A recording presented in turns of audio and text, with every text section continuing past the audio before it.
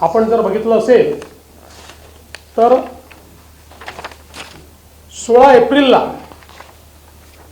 2025ला आम्ही पहिला GR काढला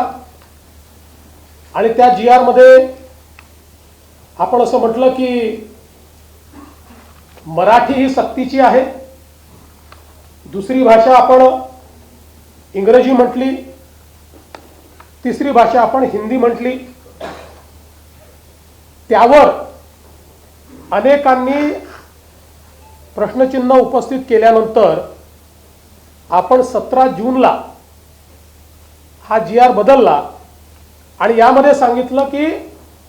कुठलीही भारतीय भाषा तिसरी भाषा म्हणून शिकता येईल आणि त्याही GR मध्ये आपण सांगितलं मराठी सक्तीची भाषा कुठली मराठी आणि तिसरी भाषा म्हणून कोणतीही भारतीय भाषा शिकता येईल अशा प्रकारचा स्पष्टपणे GR काढला। आणि याच्यामध्ये आपण जर विचार केला तर ही तिसरी भाषा पहिलीपासून नाही आहे,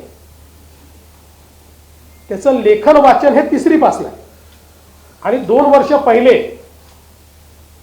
नुसती बोली आहे म्हणजे त्यांच्याशी संवाद करायचा। त्यामुळे हा जो काही अहवाल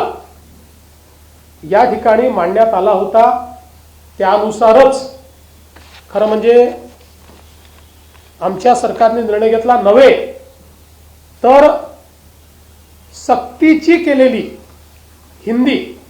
याच्यामध्ये ऑप्शन देण्याचं काम आमच्या सरकारने केलं की कुठली भारतीय भाषा